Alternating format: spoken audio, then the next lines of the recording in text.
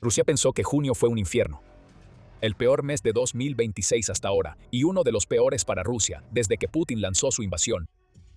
Dejó a toda la nación golpeada y magullada. Tomar el Donbass parecía más lejano que nunca. Las tropas rusas morían por todos lados, y la ofensiva de verano se había convertido en un fracaso antes siquiera de despegar realmente. Luego llegó julio, y Rusia descubrió que podía ponerse mucho, mucho peor. El mes que va a quebrar a Putin acaba de concluir, y aún así, completamente perdido en su delirio, Putin sigue intentando afirmar que todo va según lo planeado. Su mundo de fantasía se ha venido abajo, y él es el último en enterarse. Junio de 2026 fue una pesadilla absoluta para Rusia, y las cifras del mes lo respaldan. Nada salió según lo planeado para los títeres de Putin. Para finales del mes, el líder obsesionado de Rusia había sacrificado a otros 39.490 de su gente, lo que representa un récord en la primera mitad de 2026, cuando Rusia ya había estado promediando más de 30.000 bajas por mes.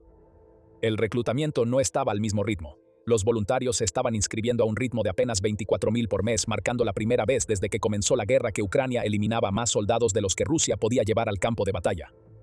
Y en el Donbass, que Putin ha exigido que se tome para finales de 2026, el avance de Rusia era tan lento que Al Jazeera informó que le tomaría otros 14 años a Rusia tomar Donetsk si continuaba al ritmo actual. 39.490 soldados, con un ritmo de avance de solo 1.03 kilómetros cuadrados por día, habría sido una catástrofe para cualquiera, y lo fue. Pero Rusia seguramente pensó que había un aspecto positivo, seguramente no podría empeorar mucho más. La picadora de carne de Ucrania tendría que descomponerse en algún momento, tal vez suceda, pero ese momento definitivamente no llegó en julio. Después de haber pasado un mes tan malo que debería haber dejado a Putin avergonzado, Rusia logró superarse a sí misma con aún más bajas en julio.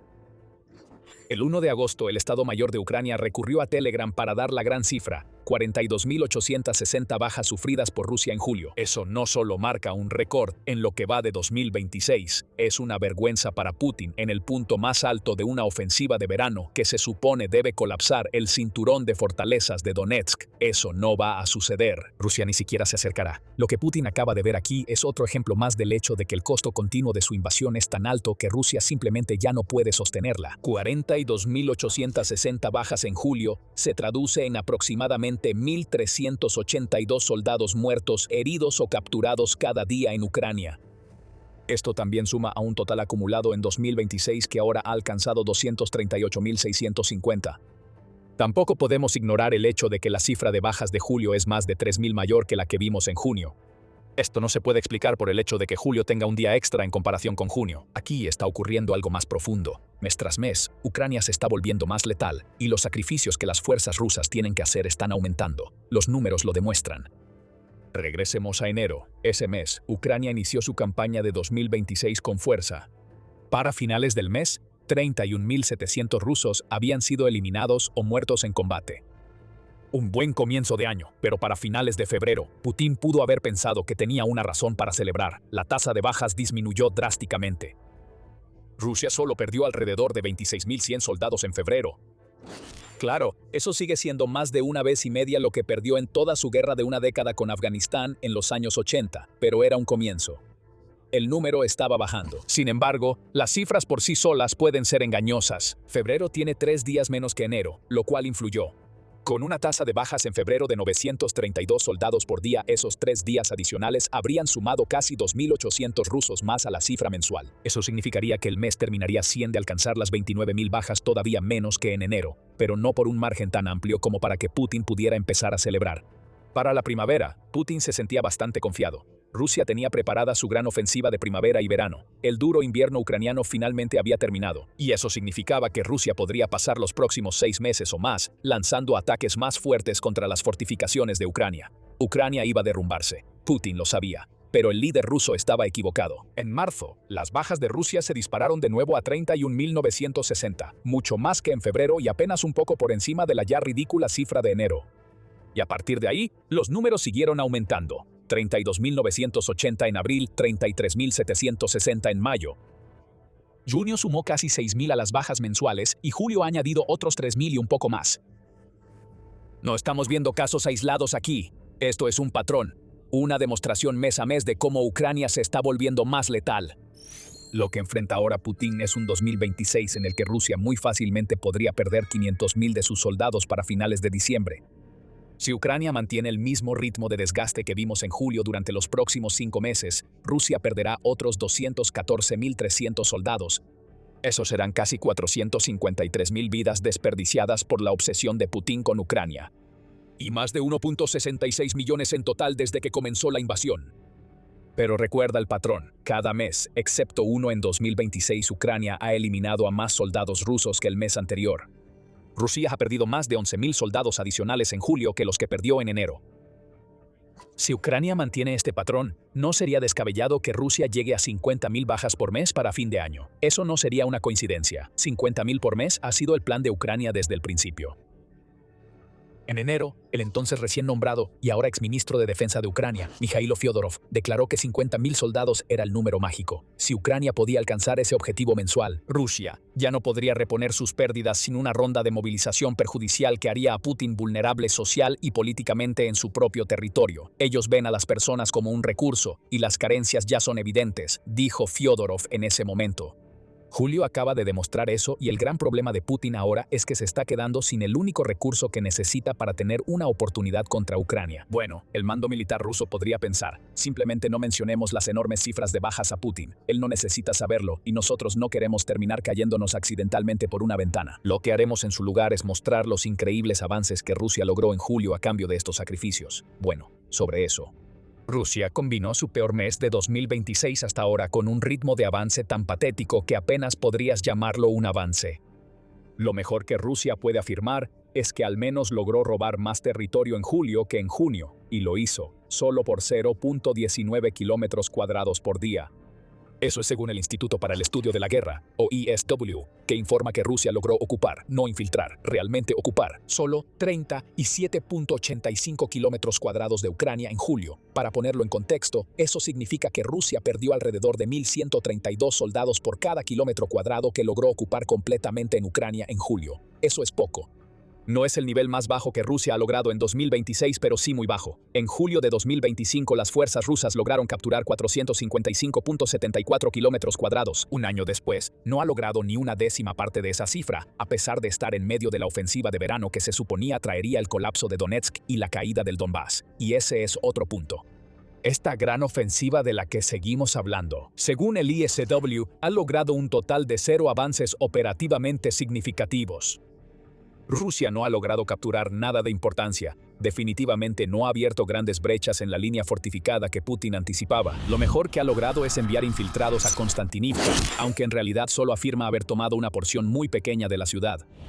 Konstantinivka sigue en pie, y 3 ciudades aún más fortificadas en la línea tendrán que caer si Rusia logra abrirse paso. Por cierto, ten presente esa ciudad, volveremos a hablar de ella. Un cambio en la estrategia ucraniana ha jugado un papel enorme en los problemas de Rusia, no solo en julio, sino durante todo 2026. Contraataques dirigidos han permitido que Ucrania recupere territorio, especialmente en el sur. Eso obliga a Rusia a desviar soldados que de otro modo habrían sido destinados a Donetsk. El dominio de drones de Ucrania, tanto en las zonas letales que se extienden por kilómetros más allá del frente como en el rango medio de ataque, donde los drones están destruyendo la logística rusa, también es enorme para Ucrania y devastador para Rusia. El gran problema de Rusia ahora es que toda su campaña está optimizada para la guerra posicional, en un conflicto donde la guerra de maniobras es más importante que nunca, según el ISW.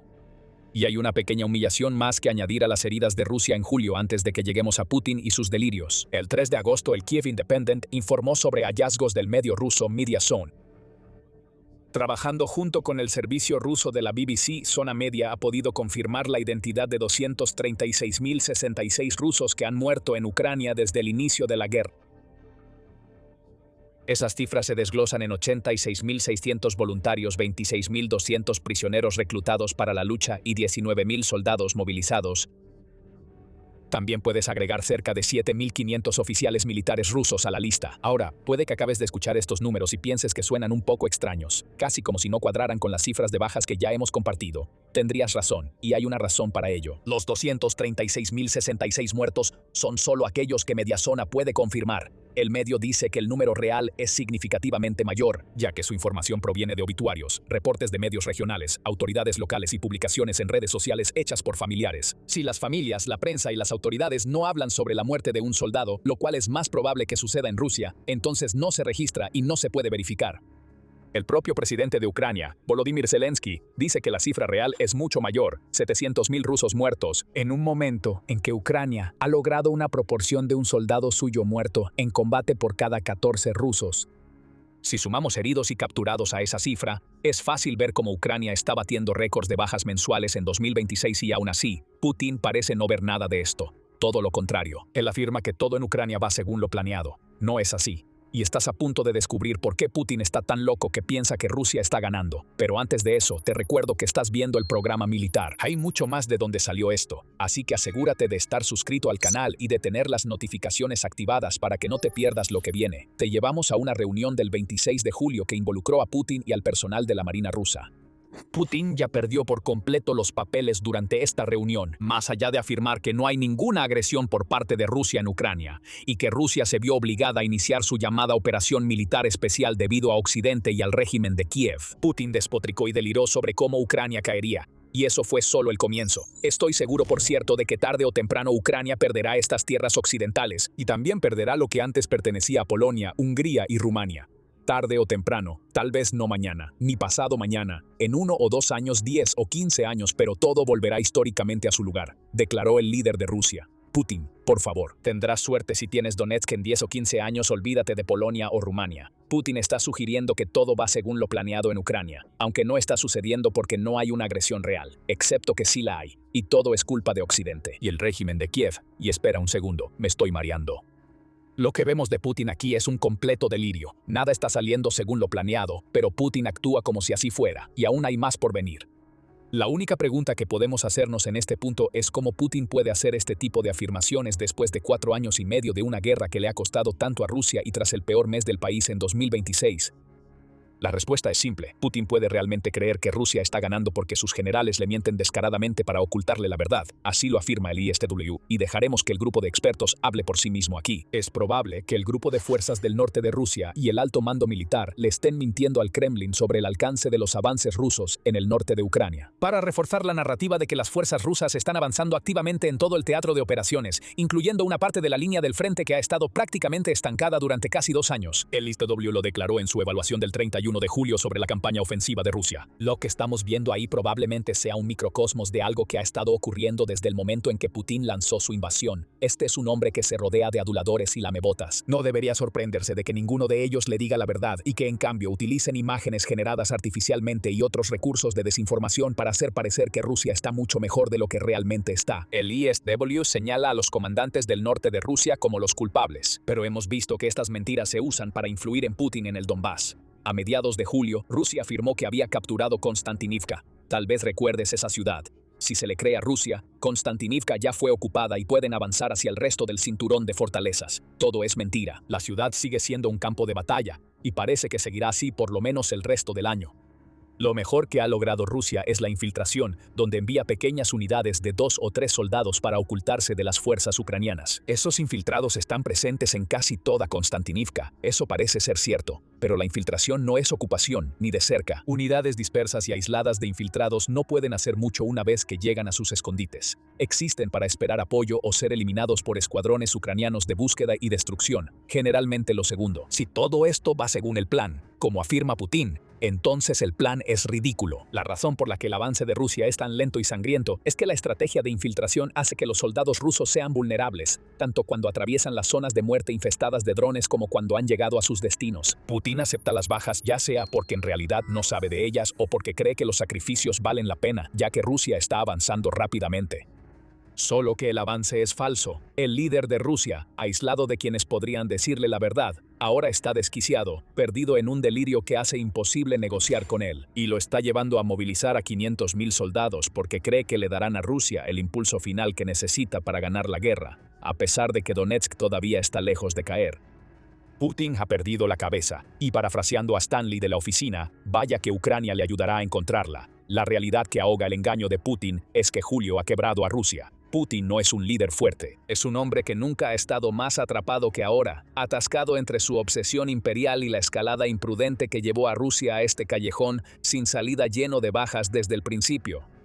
Le Lamont dice que Rusia ahora es rehén del putinismo, y tiene toda la razón. Lo único que Putin ha logrado desde febrero de 2022 es el aislamiento total de Rusia del mundo occidental, la destrucción de la economía de su propio país y la pérdida de influencia geopolítica, ya que la operación militar especial demuestra a quienes alguna vez confiaron en Rusia para su protección que Rusia no es ni de cerca tan fuerte como afirma. Putin es un hombre obsesionado, incapaz de comprender una versión de Rusia que debe existir dentro de las fronteras establecidas en 1991 tras el colapso de la Unión Soviética. Así que ha creado un mundo de fantasía donde Putin es el rey y lidera a Rusia para reclamar todas las tierras que le fueron arrebatadas. Pero nada de eso es real. Lo que sí es real son 42.860 rusos muertos, heridos o capturados en julio. La realidad son más de 1.4 millones de personas, y contando, cuyas vidas han sido destruidas por Putin, todo por una guerra que sigue sin que se vea un final cercano. Putin es un hombre obsesionado con la ideología y su propia versión retorcida de la historia. Tal vez él vea lo que pasó en julio como una oportunidad para que se celebre su legado. Estos sacrificios pasarán a la historia, al igual que los sacrificios soviéticos durante la Segunda Guerra Mundial, y se volverán parte del mito ruso. De nuevo, todo está en la fantasía de Putin, y el líder de Rusia prefiere estos delirios porque la realidad es que Ucrania es fuerte y se está volviendo más fuerte. Nuestros equipos entienden que en este momento tenemos una ventana de oportunidad. Ucrania se ha vuelto más fuerte tanto en el campo de batalla como en el aire, y todos ven los resultados correspondientes, declaró Zelensky el 9 de julio. Es difícil contradecirlo, y a medida que Ucrania sigue fortaleciéndose, el genio de su estrategia brillará. Ucrania no necesita ganar contra Rusia, no necesita empujar a las fuerzas de Putin tan lejos que terminen al otro lado de la frontera. El enfoque de Ucrania se basa totalmente en el desgaste, hacer que el costo de la guerra sea tan alto que nadie dentro de Rusia, ni siquiera el delirante Putin, será capaz de ignorarlo. La meta de 50.000 por mes que Fyodorov estableció para Ucrania en enero ahora parece más alcanzable que nunca. Rusia está perdiendo cientos, incluso miles de soldados por cada kilómetro cuadrado que gana. Así es como Ucrania gana, causar tantas muertes que Rusia ya no pueda seguir. Julio fue una catástrofe para Rusia, y aunque Putin seguirá viviendo en su propia burbuja, balbuceando sobre cómo todo va según lo planeado en las pocas ocasiones en que sale de su búnker, el pueblo ruso puede ver que se avecina el colapso de su país. Ahora esperamos hasta finales de agosto. Es casi inevitable que les estemos contando sobre otro récord roto. Putin pensaba que los cambios de alto nivel militar en Ucrania podrían haberle dado a Rusia un respiro. Está muy equivocado. La llamada operación militar especial de Putin en Ucrania ha sido bárbara, brutal y mortal, obviamente para Ucrania, pero también para el pueblo ruso. Incapaz de dejar atrás las tácticas de la era soviética, donde los soldados son poco más que carne de cañón sacrificada por el bien mayor, Rusia ha consumido 1.440.000 soldados y contando. Y probablemente habrá superado la marca de 1.5 millones para finales de 2026. La guerra de Putin ha tenido un costo enorme para Rusia. Ahora Putin está planeando algo que devastará a todo el país. Se está planeando un sacrificio tan oscuro que incluso haría que Stalin apartara la mirada. 500.000 rusos acaban de ser advertidos, mientras Putin se prepara para dar el paso más terrible que ha hecho hasta ahora en la guerra de Ucrania. El 27 de julio, el presidente de Ucrania, Volodymyr Zelensky, dio la advertencia: Rusia se está preparando para reclutar por la fuerza hasta 500.000 soldados. Todo esto para que Putin pueda sostener una guerra que ya ha fracasado en alcanzar cada uno de los objetivos que él mismo estableció en 2022. Esta es una movilización a una escala que aún no se ha visto durante el conflicto, ya que Putin se está preparando para decirle a su pueblo que deben sacrificar aún más de lo que ya han hecho para que su visión de una Ucrania subyugada se haga realidad. Putin no está listo para terminar la guerra, advierte Zelensky, y ha estado tomando medidas para permitirle ejecutar una movilización de la manera más secreta posible para así evitar la ira de su propio pueblo. Lo hará a principios de octubre si no le creamos problemas con la logística, armas, gasolina, diésel, y si nuestros socios no imponen sanciones totales por su agresión, declaró Zelensky. Ese mes es importante. Putin lo está eligiendo por una razón. Entre el 18 y el 20 de septiembre, Rusia celebrará sus primeras elecciones a la Duma estatal desde que Putin lanzó su invasión. El nuevo Centro de Estrategias Euroasiáticas dice que se elegirán 450 diputados tanto por listas de partido como por distritos uninominales. Rusia también está usando estas elecciones como una oportunidad para mostrar su supuesto control sobre el territorio ucraniano que ha ocupado. La votación se llevará a cabo en 11 distritos uninominales que Rusia ha creado en los territorios ocupados, en un descarado intento de obligar al pueblo ucraniano a participar en el proceso parlamentario ruso. Aunque estas elecciones están destinadas a mostrar fortaleza, también representan un riesgo para Putin. Aunque técnicamente siempre ha sido independiente, Putin ha mantenido durante mucho tiempo estrechos lazos con el partido Rusia Unida, pues el partido político gobernante de Rusia. Para estas próximas elecciones, ese partido está haciendo campaña abiertamente con Putin por primera vez en casi 2 décadas, informa el Financial Times. Putin está dejando claro de dónde obtiene sus beneficios y querrá el mejor resultado posible para Rusia Unida en septiembre. Imponer la movilización al electorado antes de estas elecciones podría provocar una catástrofe política para Putin. Así que esperará hasta octubre, y cuando él y Rusia Unida tengan lo que quieren, entonces obligará a más rusos reacios a ir al frente, infestado de drones, en Ucrania. Putin ha estado preparándose para la movilización desde hace un tiempo. En febrero de 2026, el medio United 24 informó que la legislación aprobada a finales de 2025 allanó el camino para que el Ministerio de Defensa de Rusia pudiera recurrir a un ejército de reserva de 2 millones de efectivos. Según el medio, se ha ordenado el llamado a filas de reservistas en las oficinas de reclutamiento. La clave de esta nueva ley es que cambia la forma en que Rusia utiliza a los reservistas. Desde el inicio de la invasión a Ucrania, los reservistas solo se han utilizado para proteger infraestructura crítica dentro de Rusia, según afirma el Kremlin. Qué tan cierto sea eso es difícil de determinar, pero ahora eso ya no importa. La ley de 2025 abre la puerta para que estos reservistas sean enviados a Ucrania si Putin decide que es necesario. Se ha sentado una base para la movilización. Si damos un salto hasta hoy, las afirmaciones de Zelensky sobre una próxima movilización están respaldadas por otras acciones que se están tomando. El 27 de julio, Militarny informó que Putin le ha otorgado al Ministerio de Defensa de Rusia acceso a los datos del registro civil de Rusia para fines de registro militar. Una vez más, el Kremlin está tratando de ocultar lo que está haciendo aquí. Asegura que esta medida se ha tomado para simplificar el proceso de brindar apoyo al personal militar y a sus familias. Se han realizado enmiendas al artículo 13 de la Ley de Estado Civil de Rusia, permitiendo al Ministerio de Defensa obtener información del registro civil para proporcionar de manera oportuna las garantías sociales y compensaciones prescritas al personal militar, veteranos y sus familiares, dice Militarny. Pero detrás de esto hay una advertencia. Los datos a los que ahora puede acceder el ministerio también se utilizarán para fines de registro militar.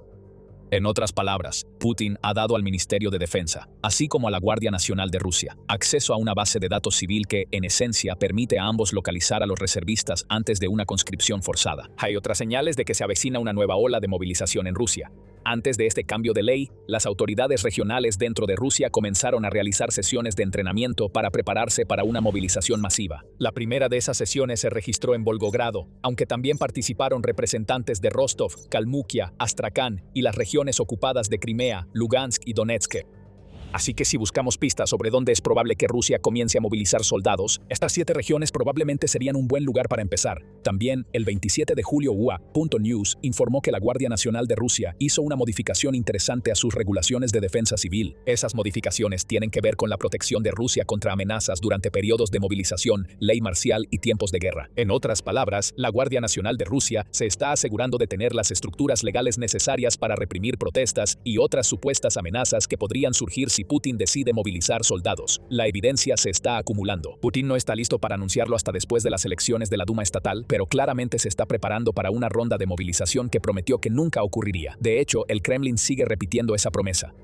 En respuesta a las afirmaciones de Zelensky, representantes de la Duma estatal de Rusia han rechazado cualquier idea de que se esté preparando una movilización. Entre ellos está el jefe del Comité de Defensa de la Duma estatal, Andrei Kartapolov, quien dijo: "Escuché que Zelensky dijo algo sobre esto, pero solo puedo atribuirlo al hecho de que probablemente se excedió el fin de semana, dejando que su imaginación volara". Kartapolov luego afirmó que el método principal de Rusia para reponer el personal militar sigue siendo y seguirá siendo el reclutamiento de voluntarios que firman contratos con las Fuerzas Armadas rusas. Sobre eso, señor Kartapolov, el simple hecho de que Rusia dependa del reclutamiento de voluntarios nos da otra señal de que Zelensky tiene razón y que se avecina una ola de movilización. ¿El reclutamiento de voluntarios no le ha ido tan bien a Rusia en 2026? El 4 de mayo Pravda informó que Rusia había registrado su 5º mes consecutivo perdiendo más soldados en Ucrania de los que había podido reclutar para reponer sus filas. Entre diciembre de 2025 y el 26 de abril, Rusia había logrado reclutar a 148.400 personas, pero había perdido a 156.735, dejando un déficit de poco más de 8.000. El Kiev Independent ofrece cifras diferentes, cortesía del discurso vespertino de Zelensky del 25 de julio que cubre todo lo que va de 2026. El presidente de Ucrania dice que Rusia ha sufrido 225.500 bajas en lo que va del año y ha reclutado a 221.000, así que el déficit es menor, pero aún existe. Lo que nos muestra que los reclutadores de Putin se ven obligados a recurrir repetidamente a un pozo que empieza a secarse. Rusia aún no enfrenta una crisis total de reclutamiento.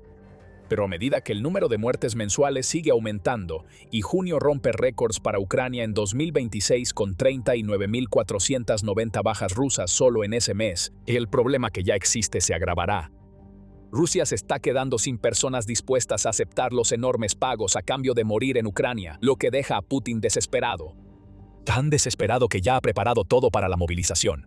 Lo que viene después es casi inevitable. Sabiendo que las pérdidas de Rusia se están volviendo cada vez más insostenibles, Putin está tratando de agotar todas las opciones que tiene disponibles hasta octubre. United 24 Media informa que Rusia ahora está presionando para que lleguen al país 30.000 soldados norcoreanos y nuevos lanzadores de misiles de esa misma nación. De nuevo, esto viene de Zelensky, quien afirma que Rusia incluso ha preparado instalaciones en la región de Voronezh para alojar a los soldados norcoreanos que llegarán. Esto es una amenaza no solo para Ucrania. Rusia está ayudando a Corea del Norte a aprender sobre la guerra, mejorar sus armas y obtener experiencia real de combate. Todo esto es una amenaza para todos en Asia que estén al alcance de los misiles norcoreanos, dijo Zelensky. Puede que sea una amenaza, pero también es una señal de que Rusia se está quedando sin sus propios soldados para ocupar posiciones en la retaguardia. Los reservistas han estado sirviendo en este tipo de funciones. Tal vez haya surgido otra señal de que esas reservas serán enviadas al frente. El Kiev Post agrega que Rusia también ha ampliado su reclutamiento en prisiones mediante un nuevo proyecto de ley que amplía el grupo potencial de personas que pueden ser incorporadas al ejército. Rusia ahora está tan desesperada que está dispuesta a agregar personas condenadas por delitos relacionados con el crimen organizado y el manejo indebido de secretos de Estado a los asesinos, violadores y drogadictos que ha estado enviando desde sus prisiones a Ucrania. Enviar personas que han manejado indebidamente secretos de Estado parece inteligente. Definitivamente no hay ninguna posibilidad de que Ucrania pueda aprovecharse de estas personas y volverlas en contra de Rusia. Nada de esto va a ser suficiente. 30.000 soldados norcoreanos representan aproximadamente las pérdidas de un mes para Rusia. Reclutar en las prisiones es una táctica que ya está en marcha, y agregar algunos nuevos tipos de criminales a la lista no va a impactar los números de Rusia tanto como Putin necesita. Y el problema del reclutamiento voluntario significa que Rusia ha estado en números rojos durante todo 2026 y los últimos meses de 2025. La movilización tiene que ocurrir tarde o temprano.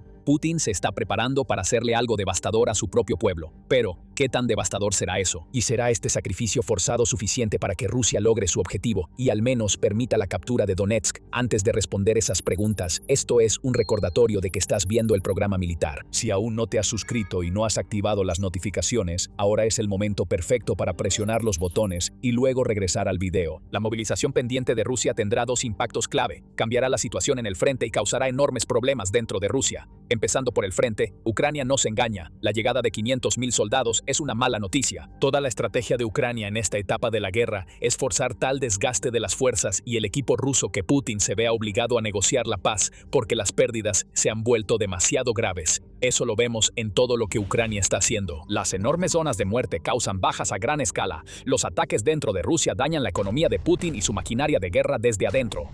Y con los drones de alcance medio, Ucrania está arruinando la logística rusa y creando oportunidades para contraatacar los contraataques. Si Rusia envía 500.000 soldados a Ucrania, esa estrategia no desaparece. Sin embargo, se vuelve mucho más difícil de ejecutar, ya que Rusia podrá tapar huecos en la línea del frente, reforzar las defensas y lanzar aún más carne de cañón contra las fortificaciones de Ucrania. Si esto funciona, como espera Putin, podría acelerar la captura de las ciudades del cinturón de fortalezas de Donetsk. Sin embargo, Rusia tiene un problema, y ese problema lo explica Zelensky. Aumentar el número de soldados reclutando por la fuerza a 500.000 suena muy bien en teoría para Putin. Sin embargo, surgirían grandes problemas operativos, muchos de ellos relacionados con la infraestructura que Rusia necesita tener para que estos reclutas sean efectivos. No podrá preparar rápidamente a estas personas, dice Zelensky, y agrega: esto nuevamente significa que enviará personas mal preparadas al campo de batalla, y esto a su vez significa grandes pérdidas. Los comandantes serán obligados por Putin a enviar soldados mal entrenados y no preparados al frente. Aunque muchos de los que Putin moviliza son reservistas, la mayoría solo habrá recibido entrenamiento básico y no tendrá idea del infierno plagado de drones que les espera en Ucrania. Solo se les dirá que empaquen sus cosas, reciban un par de días de entrenamiento y luego se vayan. Si crees que estamos exagerando aquí, piénsalo de nuevo. La pésima calidad del entrenamiento de Rusia es algo que se ha sabido desde hace mucho tiempo. Ya en mayo de 2025, el Instituto para el Estudio de la Guerra informaba que Rusia había empezado a depender de la táctica simple y tonta de enviar reclutas apenas entrenados a los asaltos. La idea es simple. Esos reclutas no pueden hacer mucho ofensivamente, pero pueden absorber balas y obligar a Ucrania a gastar sus drones. Al morir, juegan un pequeño papel ayudando a Rusia a romper fortificaciones mediante su propia y sangrienta versión de desgaste. Febrero trajo consigo un informe de United 24 Media que reveló que algunos soldados rusos reciben tan solo 5 días de entrenamiento antes de ser enviados al frente. Rusia no está ofreciendo mucho más que un curso intensivo sobre cómo convertirse en una baja de inmediato. Si hasta 500.000 soldados de repente tienen que estar preparados para la guerra, los campos de entrenamiento saturados del país no podrán soportarlo. Los movilizados tendrán suerte si siquiera reciben los pocos días de entrenamiento que los reclutas están recibiendo ahora. A Putin no le importará, por supuesto. Para él, los movilizados apenas son humanos. Son solo carne de cañón que puede usar para golpear las defensas de Ucrania con cuerpos. Las muertes y heridas no le importan a Putin, ni tampoco los sacrificios hechos por los soldados y sus familias en casa. Lo único que le importa a Putin es que puede usar al pueblo ruso para asegurar su legado como uno de los grandes líderes en tiempos de guerra del país. Pero Putin debería preocuparse por el efecto del sacrificio que está exigiendo. Por muy impactante que sea la movilización en el frente, el efecto que tendrá en la propia Rusia podría ser suficiente para marcar el fin del reinado de Putin. Te llevamos de regreso a septiembre de 2022, después de que la operación militar especial fracasó por completo en derrocar a Ucrania tan rápido como Putin afirmó que lo haría. Rusia tenía un problema entre manos. Ucrania estaba contraatacando con fuerza. Los soldados que habían sido destinados a la invasión no iban a ser suficientes, lo que significaba que el ejército ruso necesitaba una afluencia de nuevas tropas. Una movilización parcial fue la solución a la que llegó Putin. Los informes indicaron que Rusia activó a 300.000 reservistas durante esta movilización parcial, y muchos de los problemas que Zelensky anticipó para la segunda ronda ocurrieron. Identificar, entrenar y evaluar a todos los que se suponía que debían entrar a Ucrania tomó una eternidad, retrasado por la burocracia que Rusia desde entonces ha intentado eliminar con sus nuevas leyes. Sin embargo, mucho más preocupante para Putin fue la respuesta del pueblo ruso. Esta primera ronda de movilización ocurrió cuando el apoyo a la invasión de Ucrania y a Putin todavía era bastante alto. E incluso así, septiembre de 2022 provocó protestas en toda Rusia y, según Newsweek, llevó a que decenas de miles de rusos huyeran de su propio país para evitar tener que servir en el ejército. Ahora, aquí estamos, casi 4 años después, y Putin parece estar planeando hacer lo mismo de nuevo, solo que a una escala mayor. Solo que ahora está haciendo esos planes mientras el apetito por la guerra en Rusia disminuye, junto con su propia popularidad. Los rusos están frustrados por el estado actual de la guerra en Ucrania, y podemos ver lo frustrados que están en las encuestas. En un informe del 1 de julio, TVP World dijo que una encuesta realizada por el Instituto Ucraniano de Conflictología y Análisis de Rusia reveló que el 81% de los rusos quiere un fin inmediato a la guerra en Ucrania. La misma encuesta también encontró que el 73% de las 1.600 personas encuestadas se oponen a una segunda ola de movilización. La aprobación de Putin también está disminuyendo. El 20 de julio, United 24 Media informó sobre los últimos resultados de las encuestas del Centro de Investigación de Opinión Pública de Rusia.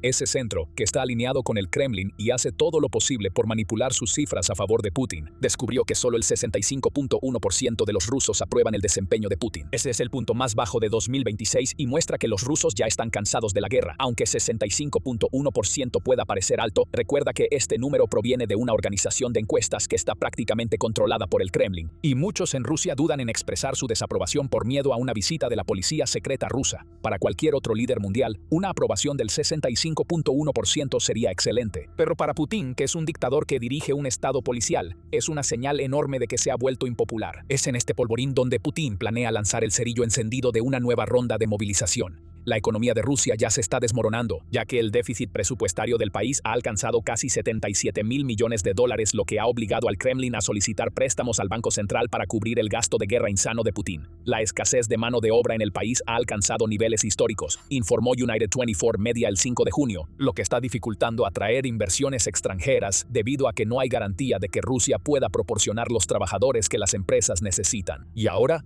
Putin quiere sacar hasta 500.000 personas de Rusia para enviarlas a Ucrania. Será un sacrificio demasiado grande para Rusia, y es una jugada destinada a explotar en la cara de Putin. Hay una razón por la que se están reescribiendo las leyes de la Guardia Nacional y se están realizando sesiones de entrenamiento para asegurar que las regiones rusas estén listas para la movilización. Nada de eso tiene que ver con el proceso de movilización en sí. Putin y sus compinches Saben que la movilización traerá consigo olas de protestas, un éxodo de reservistas rusos y un nuevo nivel de descontento mucho mayor al que se vio en septiembre. El pueblo ruso ya está cansado de la guerra de Putin, están cansados de que sus familiares mueran y de tener que soportar una economía dañada, líneas de suministro de combustible paralizadas y los constantes ataques de drones ucranianos de los que Putin parece incapaz de proteger al pueblo ruso. La movilización será un suicidio político para Putin, y esperar hasta después de las elecciones de la Duma estatal para hacerlo no cambiará ese hecho. Pero entonces Putin puede estar pensando que ya está metido hasta cierto punto, así que bien podría ir hasta el final. El 19 de julio de 2026, el Ministerio del Interior de Ucrania anunció algo que, en apariencia, no parecía nada fuera de lo común. Lo que presentaron ese día parecía ser solo otro de una larga serie de drones navales que Ucrania ha desplegado desde 2022 una embarcación de superficie no tripulada construida por una unidad de buzos de combate. Pero el detalle que hizo que llamara la atención no era la embarcación en sí, era quién la construyó. La unidad es Omega, el centro de propósito especial de la Guardia Nacional de Ucrania. Su destacamento de buceo es el mismo equipo que días antes había destruido, mediante un dron, un bombardero ruso Su-24M en la base aérea de Saki, en la Crimea ocupada, demoliéndolo antes de que pudiera despegar para una misión de ataque. Las personas que volaron ese bombardero ruso con armas que llovieron del cielo son las mismas que están diseñando los barcos que llevarán la próxima generación de drones ucranianos al mar. Queremos dedicar este video a ese barco, así como a lo que dice sobre cómo Ucrania libra una guerra naval con una marina muy limitada y sobre la evolución a lo largo de varios años de la innovación en drones navales que hizo que todo esto sucediera. La operación del bombardero es importante aquí, porque es la razón por la que esta historia en particular sobre el barco importa más allá de la típica cobertura semanal de drones. Los Su-24M son solo uno de los tipos de aeronaves que se han utilizado para lanzar bombas planeadoras sobre ciudades ucranianas y posiciones en el frente, así que eliminar uno antes de que siquiera despegue es mucho más importante estratégicamente que derribar un dron o dañar un barco en el mar. Sin embargo, también es significativamente más difícil. Requiere que personas se acerquen físicamente lo suficiente a una base aérea rusa fuertemente defendida para hacer el trabajo prácticamente a mano. Ese es el historial de la unidad que luego construyó su propio dron naval. No es un equipo de investigación y desarrollo que aprende sobre el combate de segunda mano a partir de los informes posteriores de otras personas.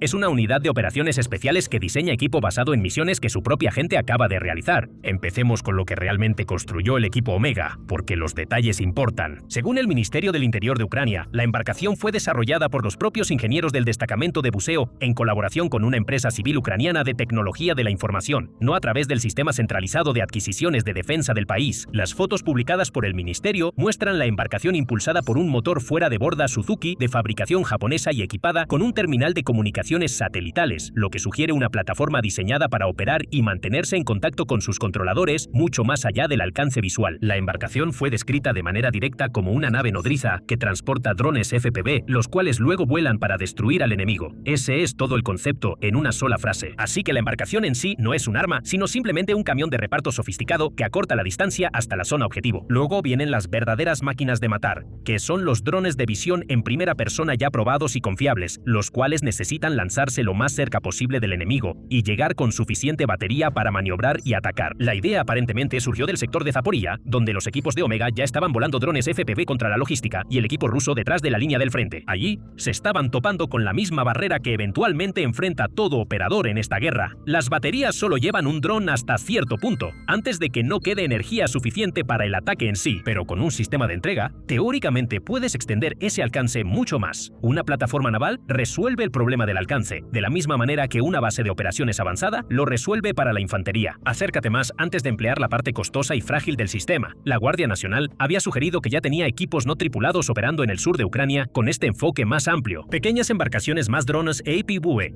además de la experiencia táctica propia del destacamento de buceo para destruir vehículos rusos, equipo blindado, camiones cisterna de combustible e infraestructura eléctrica. El objetivo es que la llamada tecnología que se traduce en drones y sistemas operados a distancia salve la vida de los combatientes ucranianos mientras aumenta la tasa a la que se eliminan las fuerzas rusas. Y la unidad no se detiene en misiones de ataque. Un informe indicó que posibles versiones del bote están destinadas a transportar drones interceptores FPV, convirtiendo el mismo casco en un sistema móvil de defensa aérea costera. El Ministerio del Interior no ha revelado el nombre oficial de la embarcación ni sus especificaciones técnicas, así que considera los detalles del motor y las comunicaciones solo basados en lo que muestran las fotografías y no en una hoja de especificaciones completa. Pero la intención detrás del bote no es ambigua. Sin embargo, el concepto del buque nodriza naval realmente no es nuevo. Ucrania ha estado utilizando drones marítimos que transportan drones FPV durante algunos años, hasta este punto, desde el sistema Barracuda de la Marina hasta el Gatran de la inteligencia de defensa. Lo que es nuevo es quién los está construyendo. Una unidad de operaciones especiales en la línea del frente, los mismos buzos que planean y ejecutan misiones de sabotaje submarino contra aeronaves rusas, diseñaron y construyeron un dron naval con un socio tecnológico privado, en lugar de esperar el proceso normal de la industria de defensa. Eso es parte de un patrón que define cada vez más cómo Ucrania pelea esta guerra. Los operadores que usan las armas se están convirtiendo en quienes las fabrican, eliminando niveles del proceso de adquisiciones y mejorando al ritmo de la línea del frente, en lugar del ritmo de un ministerio. Para entender por qué ese patrón es tan importante específicamente para la guerra naval, necesitamos retroceder hasta donde comenzó el programa de drones marinos de Ucrania, porque esta es la historia de un país que comenzó la invasión a gran escala prácticamente sin una armada y terminó, 4 años después, dirigiendo uno de los experimentos más observados en la guerra naval no tripulada en todo el mundo. Cuando Rusia invadió en febrero de 2022, la armada convencional de Ucrania no era un factor serio en el Mar Negro. Sus buques de combate de superficie más capaces ya se habían perdido o hundido en los primeros días de la guerra para evitar que cayeran en manos rusas. Y la flota del Mar Negro de Rusia, con base en Sebastopol en la Crimea ocupada, tenía el control efectivo del mar. Y esa flota bloqueó los puertos ucranianos, amenazó con desembarcos anfibios cerca de Odessa y sirvió como una plataforma flotante de misiles, lanzando misiles a objetivos en todo el país. La primera respuesta real de Ucrania fue el hundimiento del crucero Moskva, el buque insignia de la flota, en abril de 2022, utilizando misiles antibuque Neptuno. Eso fue un golpe para la planificación naval rusa y el primer hundimiento de un buque insignia enemigo desde la guerra ruso-japonesa a principios del siglo XX. Pero esto fue un ataque con misiles aislado, no un sistema repetible. Ucrania necesitaba algo que pudiera construir a gran escala, de manera económica, sin necesidad de un astillero. Ese algo resultó ser un bote pequeño, de bajo perfil, cargado de explosivos que apenas sobresale de la línea de flotación, difícil de detectar en el radar y aún más difícil de alcanzar. Los desarrolladores ucranianos comenzaron a diseñar lo que se convertiría en la serie Magura en la primavera de 2022 y para octubre, los primeros prototipos de botes que precedieron al Magura B-25 operativo participaron en una incursión en el puerto de Sebastopol, la base principal de la flota del Mar Negro de Rusia. La incursión inicial dañó el buque insignia más nuevo de la flota en ese momento, la fragata Almirante Makarov, junto con un dragaminas. Los drones no hundieron nada esa noche, pero la incursión demostró que el concepto funcionaba. Un puñado de botes baratos y no tripulados logró penetrar profundamente en la base naval más fuertemente defendida de Rusia en el Mar Negro. A partir de ahí, el programa avanzó rápidamente. La Dirección de Inteligencia Militar de Ucrania, OGUR, se convirtió en el principal operador de la familia Magura, y para 2023, los botes ya se encontraban muy lejos de las costas ucranianas. En mayo de 2023, 3 drones Magura atacaron y dañaron el Ivan Kurs, un gran buque ruso de inteligencia que se encontraba a cientos de millas de Ucrania. El Servicio de Seguridad de Ucrania, el SBU, desplegó una familia paralela de drones navales llamada Sea Baby, y en julio de 2023, Sea Baby, drones cargados con cerca de 1 tonelada de explosivos atacaron el puente del estrecho de Kerch, el vínculo físico y simbólico entre la Crimea ocupada y la Rusia continental. Los drones Sea Baby fueron posteriormente adaptados para colocar minas navales, portar lanzacohetes y atacar embarcaciones rusas adicionales cerca de Novorossiysk una vez que la flota se reubicó allí, el punto de inflexión que realmente consolidó a los drones navales como un arma estratégica y no solo como una molestia llegó a principios de 2024. A finales de enero, drones Magura BB-5 hundieron la corbeta misilística clase Tarantul, Iván Novets, y a mediados de febrero hundieron el buque de desembarco clase Rapucha, César Kunikov. Esos fueron los primeros hundimientos confirmados de buques de guerra enemigos por drones navales en la historia de la guerra naval, no solo en esta guerra, sino en toda la historia. En aproximadamente un año desde ese primer ataque a Sebastopol, según informes de medios que han seguido de cerca la campaña, los ataques ucranianos con drones marítimos y misiles combinados habían hundido o dañado alrededor de 2 docenas de embarcaciones rusas, y para 2023 y entrando en 2024, la mayor parte de la flota del Mar Negro se había reubicado desde Sebastopol, a varios cientos de kilómetros al este, a una base más lejana, y en un principio más segura en Novorossiysk. aunque esa protección resultó ser temporal. Y esa reubicación es uno de los resultados más notables de toda la guerra. Un país sin una marina significativa ayudó a forzar a una gran parte de la flota del Mar Negro de una potencia nuclear a alejarse de su base tradicional en Sebastopol, usando botes que, individualmente, costaron unos cuantos cientos de miles de dólares cada uno. Incluso la retirada a Novorossiysk no resolvió completamente el problema de Rusia. Los drones marinos ucranianos siguieron ampliando su alcance, eventualmente alcanzando objetivos a casi 500 millas de la costa controlada por Ucrania, y la familia Magura siguió añadiendo capacidades. Para principios de 2025, drones Magura BB-5 equipados con lo que Ucrania ha llamado el Sea Dragon, un misil de guiado infrarrojo adaptado del antiguo misil soviético R-73 aire-aire, derribó helicópteros rusos Mi-8 que operaban cerca de Crimea, el primer caso confirmado de un dron naval de superficie derribando una aeronave. Una variante más grande, el Magura B-7 desde entonces ha sido equipada con misiles de defensa aérea propios, lo que comenzó como una lancha rápida improvisada con una carga explosiva en la proa. En unos 3 años se convirtió en una plataforma naval de múltiples funciones capaz de atacar barcos, golpear objetivos terrestres y derribar aeronaves. Esa curva de capacidades es la antecesora directa del concepto de nave nodriza detrás del barco Omega. Una vez que Ucrania tuvo drones de superficie confiables que evadían el radar y podían sobrevivir a un tránsito por aguas abiertas, el siguiente paso lógico fue dejar de tratarlos únicamente como artefactos explosivos de un solo uso y empezar a utilizarlos como plataformas para desplegar otros sistemas. La Marina apostó públicamente por esto a mediados de julio de 2026, demostrando una operación naval de drones en múltiples capas en la que su sistema de lanchas no tripuladas Barracuda atacó un puesto de observación, mientras que una embarcación de superficie no tripulada separada lanzaba drones de reconocimiento y de ataque FPV. Los drones a bordo de la lancha pueden merodear, confirmar un objetivo y transferir el ataque más rápido de lo que jamás podría hacerlo una embarcación kamikaze de un solo propósito, lo que aumenta directamente la precisión y la efectividad. La otra rama de esta tendencia de naves nodrizas ha sido la defensa aérea, y puede que termine siendo la más importante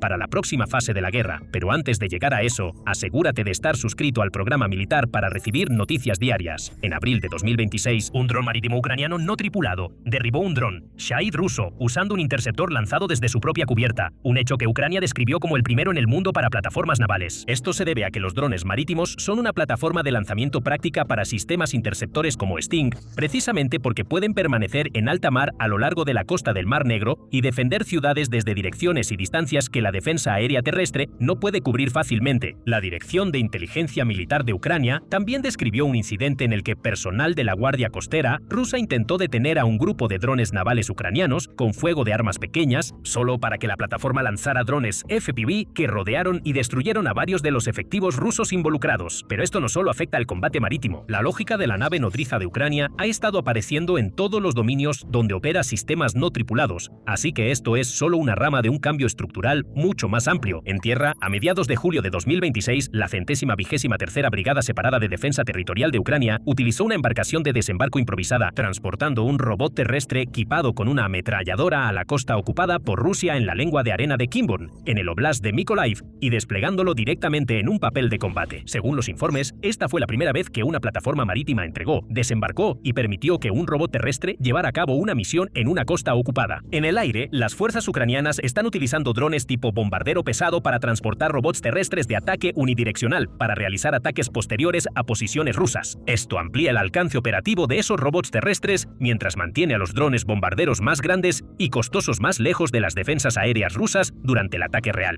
Si juntamos todo eso, lanchas lanzando drones FPV e interceptores, lanchas entregando robots terrestres en la costa, bombarderos entregando robots terrestres tierra adentro, y surge una doctrina clara. Ucrania ha construido toda una capa logística a partir de plataformas no tripuladas cuyo único trabajo es acercar un arma más pequeña, barata y desechable lo suficiente como para que importe, sin arriesgar a una persona o a un recurso costoso para hacerlo. Aquí es donde también entra el detalle de quién lo construyó. La industria de drones de Ucrania nunca ha sido un solo programa centralizado, como suele funcionar un sistema tradicional de adquisición de defensa.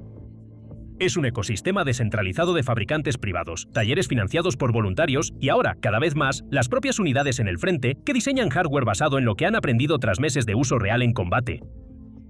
Por ejemplo, Fabricantes ucranianos como Frontline Robotics reportan hacer pequeños cambios de diseño en sus drones hasta 20 veces al mes, con actualizaciones importantes aproximadamente cada 6 meses. Esta es una velocidad de iteración que sería casi inimaginable dentro de un proceso convencional de adquisición de defensa en la mayoría de los ejércitos occidentales. El destacamento de buceo de Omega, que construye su propio bote con un socio privado de tecnología, encaja perfectamente dentro de esa misma cultura. Estos son los operadores que saben exactamente dónde se les acabará la batería a sus drones FPV, exactamente cómo responden las defensas costeras rusas ante un casco bajo y de rápido movimiento, y exactamente qué necesita un equipo de buceo de una plataforma de apoyo durante una misión de operaciones especiales. Y en lugar de redactar los requisitos y esperar a que alguien más lo construyera, ellos mismos lo construyeron. El programa de drones navales de Ucrania también ha empezado a influir en cómo otros ejércitos piensan sobre este tipo de guerra, lo cual es una señal en sí misma de lo mucho que ha avanzado la tecnología desde aquellas primeras pruebas inestables de prototipos en el puerto de Sebastopol. El ejército de los Estados Unidos utilizó embarcaciones de superficie no tripuladas armadas en combate por primera vez durante operaciones en Irán, y antes de eso, las Fuerzas de Operaciones Especiales de Estados Unidos habían probado drones marítimos Magura ucranianos durante ejercicios en Filipinas, una región con su propio interés evidente en embarcaciones de ataque naval baratas, rápidas y difíciles de detectar, dadas las tensiones en el mar de China Meridional. Nada de eso significa que la familia Magura o sus derivados estén a punto de convertirse en equipo estándar para la Marina de Estados Unidos, pero sí significa que las lecciones operativas que Ucrania ha generado al luchar contra una marina mucho más grande con casi ninguna flota propia están siendo estudiadas,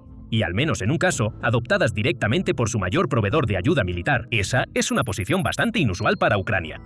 En la mayoría de los aspectos de esta guerra, Ucrania ha estado recibiendo tecnología y doctrina occidental. En cuanto a los drones navales, el flujo es en parte al revés. También vale la pena ser precisos sobre lo que realmente son Katran y Barracuda, ya que ambos nombres se usan de manera vaga en la cobertura de esta historia. Y no son lo mismo. Katran es operado por la Dirección de Inteligencia de Defensa de Ucrania y, al igual que la familia Magura, ha funcionado principalmente como una plataforma de ataque y reconocimiento por sí misma. Barracuda pertenece a la Marina y, según la propia demostración de la Marina del 14 de julio, está construido específicamente para el papel de nave nodriza, atacando un objetivo directamente con sus propios sistemas a bordo, y luego lanzando drones FPV subordinados para extender el enfrentamiento. La lancha Omega se acerca más al concepto de Barracuda que al de un dron de ataque de un solo propósito como las primeras variantes de Magura. Es, ante todo, una plataforma portadora, y en segundo lugar, un arma. Lo que lo distingue de cualquiera de los programas gubernamentales es simplemente su origen, los propios ingenieros de una unidad de combate trabajando con un socio privado fuera del canal formal de adquisiciones. También vale la pena ponerle un número a la velocidad con la que este ecosistema está creciendo en términos generales. Ucrania produjo aproximadamente 10.000 sistemas robóticos terrestres en 2025 y apunta a alrededor de 50.000 en 2026, un aumento de 5 veces en un solo año. La Unión Europea, por su parte, ha estado avanzando para formalizar su apoyo precisamente a este tipo de base productiva. A mediados de julio de 2026, la Unión Europea y Ucrania firmaron un acuerdo sobre drones destinado a eliminar las barreras burocráticas para que las empresas ucranianas y europeas puedan formar empresas conjuntas más fácilmente. Y la Comisión Europea lanzó una alianza paralela de drones entre la UE y Ucrania, reuniendo empresas, investigadores y fuerzas armadas de ambos lados, con la primera reunión de sus 18 miembros fundadores prevista en Bruselas en septiembre. Ninguno de esos fondos ni el marco político construyó directamente el barco Omega.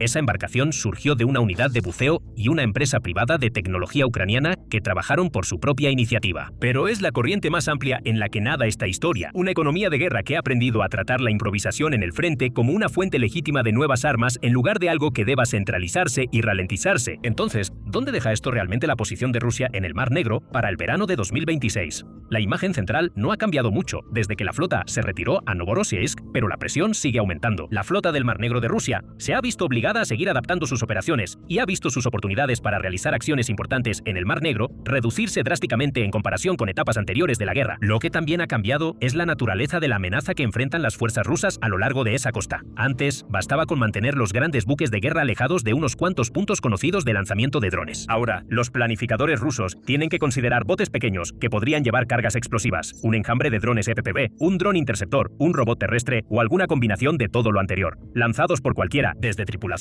navales hasta operadores de inteligencia o una unidad de buzos de operaciones especiales trabajando de forma independiente. Esa imprevisibilidad es el verdadero activo estratégico que Ucrania ha construido aquí. Putin pensó que era intocable. Cuando lanzó su llamada Operación Militar Especial, estaba absolutamente seguro de que Ucrania no podría contraatacar.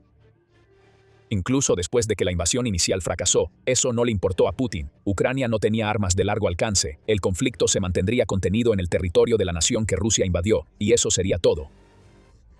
¿Cómo han cambiado los tiempos? El líder intocable ahora está al alcance, y con un solo dron, Ucrania acaba de demostrarle a Putin que puede ser atacado en cualquier momento. Los llevamos a Helsinki, en la región de Krasnodar. Esta impresionante propiedad, que tiene vista al Mar Negro y le ha costado a Putin más de $1.000 millones para transformarla en un palacio de lujo que puede usar cuando quiera tomarse un descanso, se supone que es intocable. Conocida en el mundo como el Palacio de Putin, esta extensa propiedad tiene todo lo que un déspota loco podría necesitar. En el pasado, este palacio ha estado lleno de los muebles más opulentos que puedas imaginar.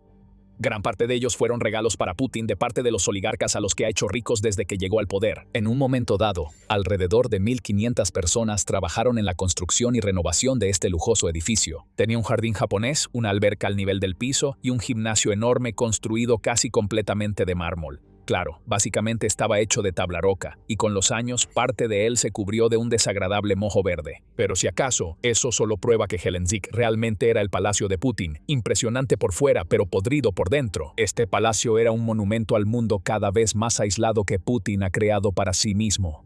Una mansión lejos de casa, fuertemente protegida y muy alejada del ruso promedio. Aquí es donde Putin iba a relajarse, convencido de que nadie podía tocarlo cuando estaba dentro de los muros del palacio. Entonces, todo cambió. El 3 de agosto se dio a conocer la noticia de que un dron ucraniano había caído a solo unos kilómetros del palacio de Putin. Ucrania no había logrado un impacto directo. Ni siquiera se sabe si el palacio era el objetivo. Es poco probable que lo fuera, ya que según los informes, el dron que se estrelló fue derribado a solo 300 metros de una instalación que ha sido vinculada con la producción de misiles rusos. Ese parece ser el objetivo más probable. Pero para Putin, esa instalación, junto con las 6 personas que murieron y las 40 que resultaron heridas cuando Rusia tomó la insana decisión de derribar el dron ucraniano sobre una playa poblada, no importan. Lo que le importa a Putin es que este solo dron pudo haberlo matado. Fue derribado a tan solo 24 kilómetros de Helsinki, mostrando a Putin de una vez por todas que incluso los rincones más protegidos de la Rusia que él ha creado para sí mismo ahora están al alcance de Ucrania. Puede que Ucrania no haya estado apuntando al palacio, pero pudo haberlo hecho y puede hacerlo en cualquier momento. La guerra que Putin comenzó ahora está más cerca de él que nunca antes. Lo que Putin pensó que sería una invasión sin repercusiones para el pueblo ruso se ha transformado en una guerra total que amenaza a todos en Rusia. Las élites políticas con Putin a la cabeza de la bestia pensaban que estaban a salvo detrás de un muro invisible creado por la incapacidad de Ucrania para atacarlos en sus hogares. Ese muro se ha venido abajo, y Putin ha recibido el mensaje fuerte y claro. Ya no queda ningún lugar en Rusia donde Putin pueda esconderse y Ucrania no pueda alcanzarlo. Como informa el Kyiv Post, un comentarista ruso afirma que ya no existe un solo campo de batalla, y ya no hay una retaguardia donde uno pueda simplemente esconderse. No hay ningún lugar donde esconderse en Rusia. Ese comentarista tiene razón, aunque solo fue un dron el que causó el pánico en Helsinki. Y pronto vas a descubrir cómo reaccionó Rusia. La realidad es que Ucrania ha acumulado un arsenal de lo que a menudo llama sanciones de largo alcance que podrían potencialmente golpear a Putin, casi en cualquier lugar excepto en el frío y aislado lejano oriente de Rusia.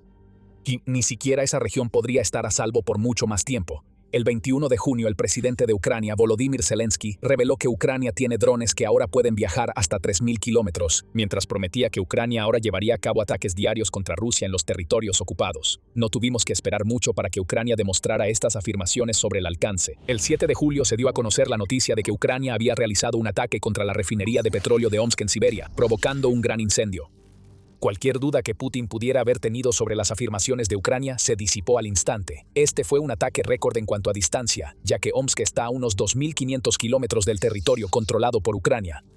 Zelensky hizo una promesa. Los operadores de drones de Ucrania la cumplieron. Eso debería preocupar mucho a Putin, ya que Zelensky ha hecho otra promesa. El 24 de julio, tras el ataque en Omsk y justo antes de un solo dron que ha causado pánico en Rusia en Helsinki, Zelensky dijo que Ucrania está trabajando en nueva tecnología de drones mientras hablamos. Esa tecnología pronto le dará a los drones ucranianos la capacidad de volar hasta 5.000 kilómetros. Y esta nueva generación de sanciones de largo alcance no es un concepto lejano.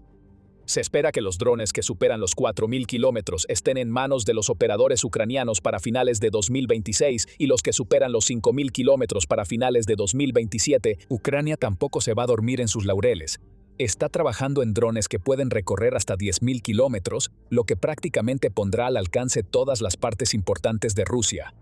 Esos drones no llegarán en 2026. Rusia tendrá que esperar hasta 2027 para empezar a lidiar con armas ucranianas volando más profundo en su territorio de lo que nadie jamás creyó posible.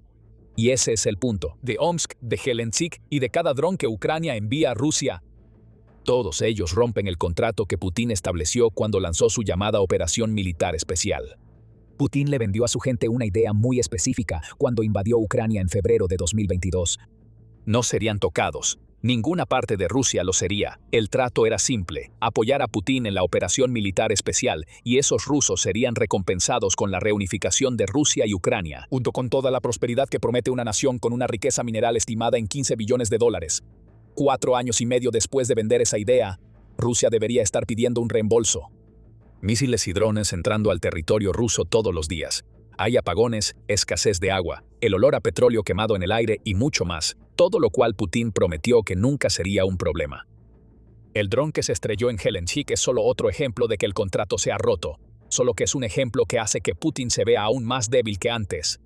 No son solo los rusos en regiones remotas con defensas mínimas los que tienen que preocuparse. Todo ruso debería tener miedo, porque ya no existe un lugar seguro en la retaguardia del país. Moscú ya no es segura, proclamó el titular de un informe de prensa de Euromaidán del 18 de junio, que llegó tras el segundo ataque de Ucrania en 3 días contra la refinería de petróleo de Moscú, que está a solo unos pasos del Kremlin.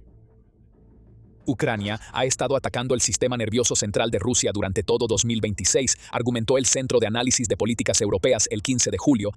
Centrales eléctricas, refinerías, infraestructura, bases militares y sistemas de calefacción son todos objetivos de armas de largo alcance que han cambiado la guerra y han obligado a Rusia a reevaluar constantemente su cálculo militar. La realidad de Rusia en 2026 está tan alejada de las promesas de Putin en 2022 que bien podría estar en otra dimensión.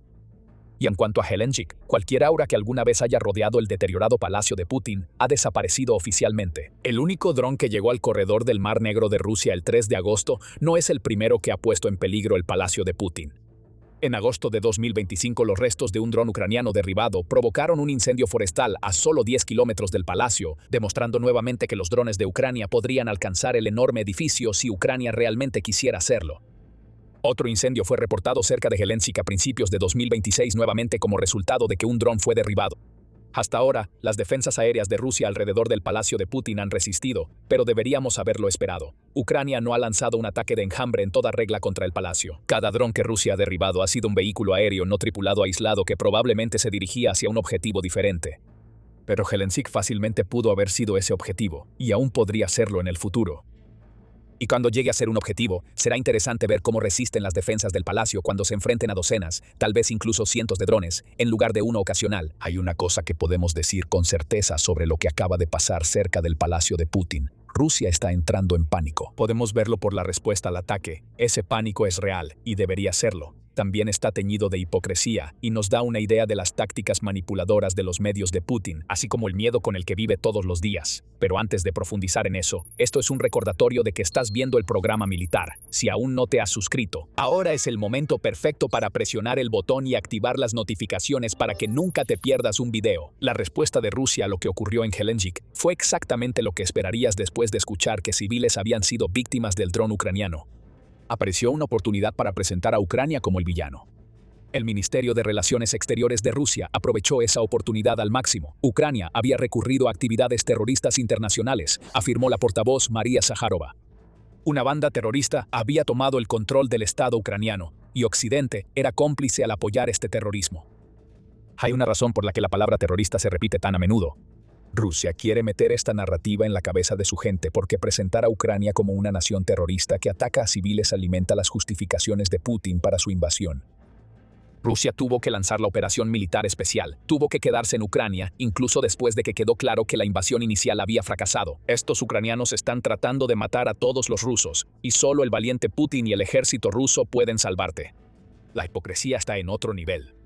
Y la realidad de lo que pasó en Helsinki es muy diferente. Ya te habrás dado cuenta de eso si recuerdas lo que te dijimos antes. Ucrania claramente tenía un objetivo militar en mente, una instalación que sirve a la cadena de suministro de misiles de Rusia. Estaba a solo metros de donde el dron ucraniano se estrelló contra el suelo. En cuanto al dron, fue derribado por las defensas aéreas rusas. Y en cuanto a esa decisión de disparar, Andriy Kovalenko, quien dirige el Centro para contrarrestar la desinformación de Ucrania, le dedicó unas palabras duras a Rusia. Esto fue obra de las fuerzas de defensa aérea rusas, que derribaron el dron sobre una playa llena de vacacionistas, y los esfuerzos patéticos de las autoridades rusas, que a menudo ocultan las alertas de ataques aéreos o no hacen todo lo necesario para garantizar la seguridad de los rusos durante dichas alertas, declaró Kovalenko, señalando que Rusia tomó la decisión consciente de derribar el dron ucraniano sobre una playa poblada, y que Ucrania solo ataca objetivos que forman parte del complejo militar industrial ruso o que de alguna manera ayudan a Putin a financiar su guerra. Un análisis de CNN del vídeo en el que el dron ucraniano se estrella revela que se pueden escuchar disparos automáticos de al menos 3 armas momentos antes de que el dron aterrizara. Luego el dron ucraniano gira y se lanza en picada hacia la playa al perderse el control sobre su trayectoria.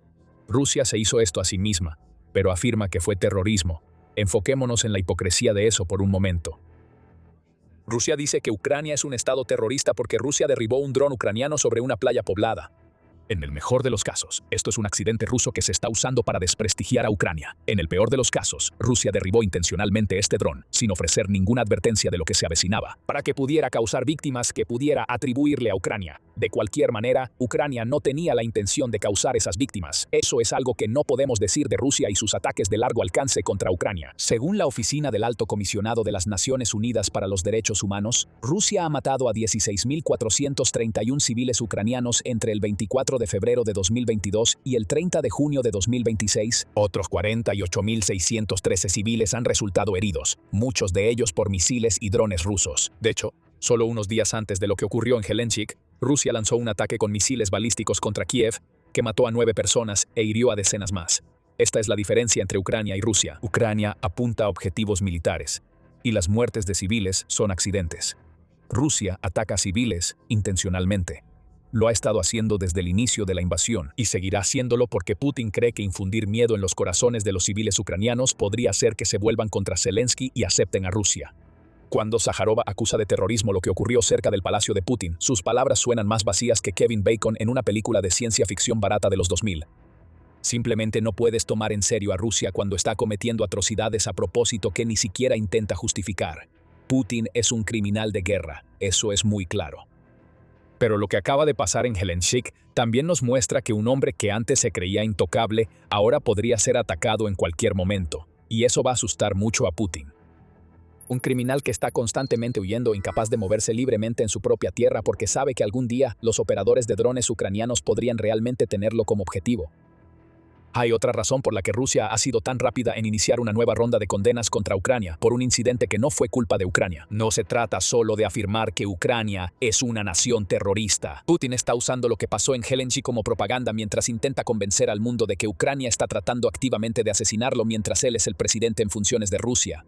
Sabemos esto porque Putin tiene un historial cuando se trata de este tipo de cosas. Hacia finales de 2025, Rusia afirmó que Ucrania había lanzado un ataque con drones contra la residencia de Putin en la región norte de Novgorod. Rusia apostó todo a esta afirmación. Incluso publicó imágenes que supuestamente muestran drones ucranianos derribados en algún lugar fuera de la residencia. En total, dijo Rusia, Ucrania había lanzado 91 drones de largo alcance contra la casa de Putin.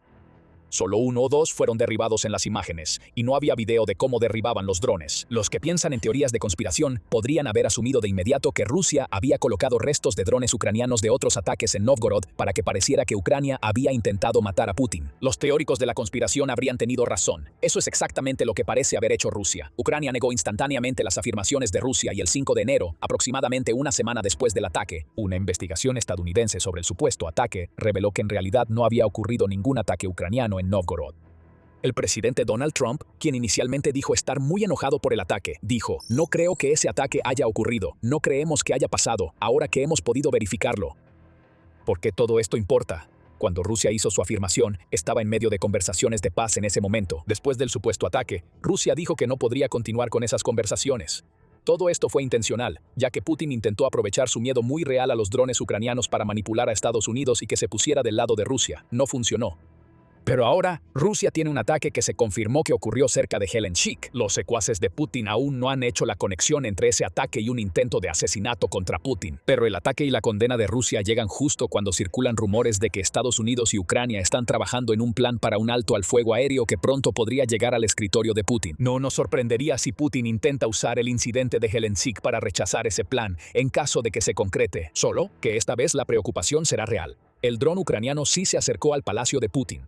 Putin puede intentar tergiversar todo esto, pero su respuesta será el terror. Este es un hombre que ya vive con miedo a un ataque, ya sea de los drones ucranianos o de miembros de su propio círculo cercano. Está bien documentado desde al menos mayo que Putin ahora pasa la mayor parte de su tiempo escondido en búnkeres subterráneos, saliendo solo cuando se le llama para hacer una de sus cada vez más raras apariciones públicas. Force dice que los drones ucranianos han inspirado este hábito de vivir en búnkeres, ya que Putin está evitando activamente las lujosas propiedades que antes llamaba hogar. The Independent dice que al menos uno de esos búnkeres está en la región de Krasnodar, que resulta ser donde se encuentra el palacio de Putin.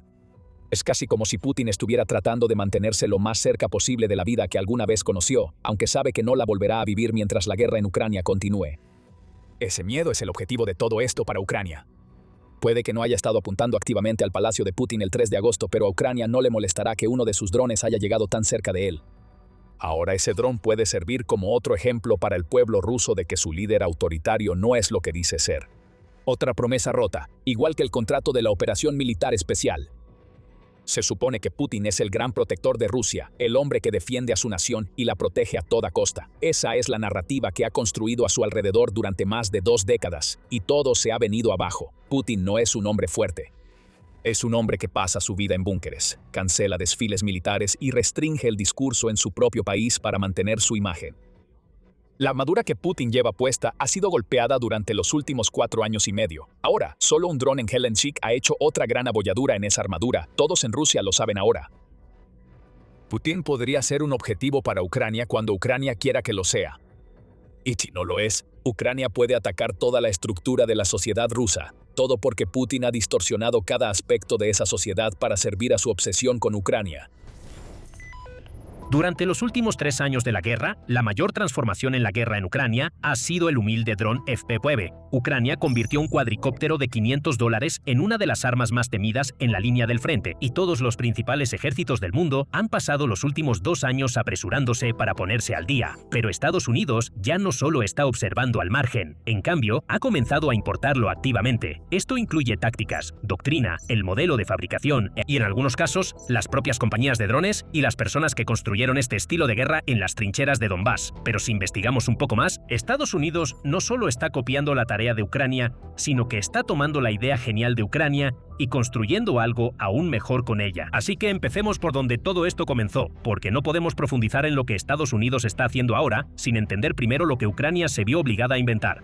Cuando Rusia cruzó la frontera en 2022, Ucrania no tenía los arsenales de artillería, la fuerza aérea ni las formaciones blindadas para luchar contra Rusia de manera simétrica. Lo que Ucrania tenía era una defensa desesperada y descentralizada, una cultura tecnológica civil increíblemente creativa y una necesidad urgente de hacer que los soldados rusos tuvieran miedo de moverse. La respuesta fueron los drones FPV-1 o drones de visión en primera persona, del tipo que los aficionados usaban para carreras en circuitos de obstáculos en el patio trasero por diversión o para tomar fotos en bodas. Una vez que le colocas una ojiva al dron cuadricóptero y pones a un soldado en una trinchera unos kilómetros atrás con un par de gafas de vídeo, de repente tienes una munición guiada de precisión que cuesta menos que la mayoría de las otras armas que existen. Y esa arma puede encontrar e incluso posiblemente destruir un tanque a través de una línea de árboles. Y la economía de una guerra donde los drones dominan influye directamente en la conversación dentro del Pentágono. Para abril de 2025, algunas estimaciones sugerían que los drones habían sido responsables del 80% de las bajas rusas. En algunas zonas del frente, esa estadística sube hasta el 90%. Eso significa que 9 de cada 10 pérdidas de vehículos son directamente por los drones.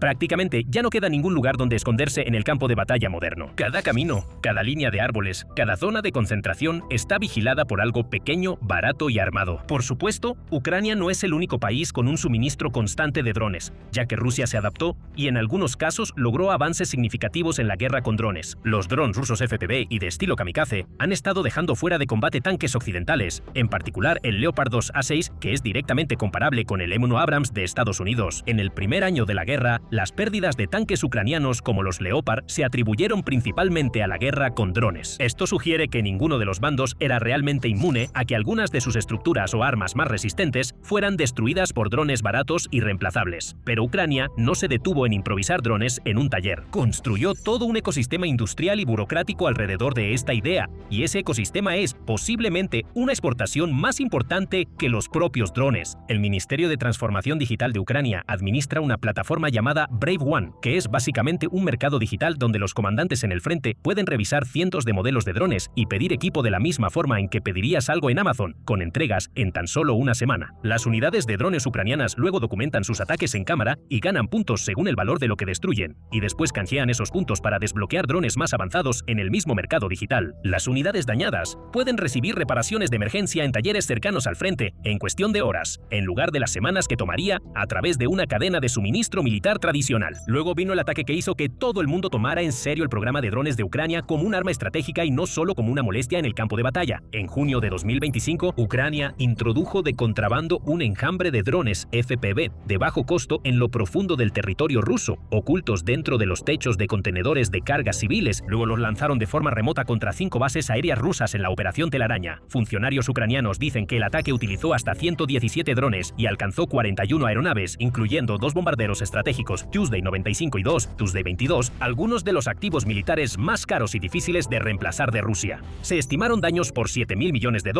Independientemente de la magnitud real del daño, el mensaje y las ramificaciones eran claros. Ahora, los drones baratos podrían amenazar activos estratégicos a miles de kilómetros de cualquier línea del frente sin que una sola aeronave tripulada cruce una frontera. Rusia se vio obligada rápidamente a adoptar una estrategia diferente para proteger sus bases lejanas, en algunos casos poniendo lonas sobre los aviones para hacerlos menos visibles en las imágenes satelitales. Y esto no se quedó como un conflicto entre Ucrania y Rusia, ya que las tácticas se extendieron a los otros grandes conflictos que ocurren simultáneamente. The Guardian informó en mayo de 2026 que Hezbollah ha adoptado drones FP de fibra óptica en Líbano, adaptando explícitamente técnicas que se originaron en Ucrania para evadir la guerra electrónica israelí, uno de los entornos de interferencia más sofisticados del planeta. Cuando Estados Unidos entró en su propio conflicto con Irán a finales de febrero, Teherán respondió con andanadas de drones en toda la región, y las fuerzas estadounidenses y aliadas derribaron muchos de ellos. Pero la magnitud de los ataques dejó en evidencia lo difícil y costoso que es defenderse contra drones baratos, sistemas producidos en masa utilizando interceptores sofisticados y costosos. El problema aquí es que las armas anteriores que Estados Unidos usaba eran extremadamente efectivas en cuanto a preparación para el combate, capacidades operativas y proyección de poder, pero lo que no eran rentables. Tomemos el dron de largo alcance más destacado que tiene Estados Unidos. Para julio de 2026, funcionarios estadounidenses sugirieron que más de 30 drones Reaper MQ-9 fueron destruidos como resultado de operaciones en Irán. Se informó por última vez que estos drones tenían un costo unitario de unos $16 millones.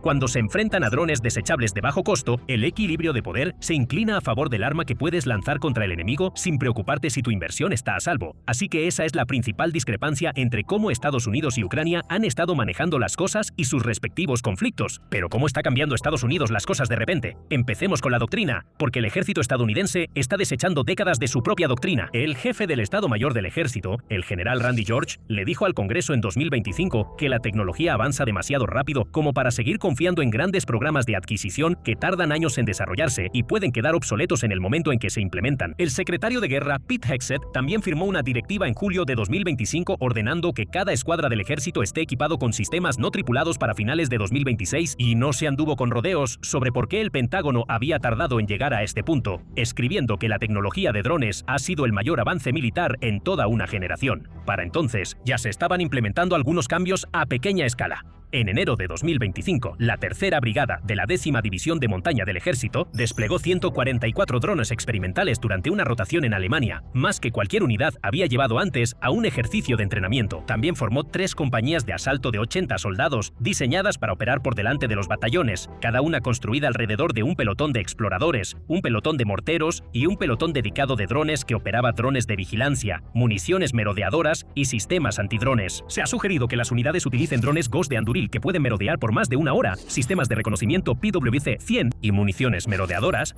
Switchblade 600 que comparten una ojiva con un misil antitanque Javelin.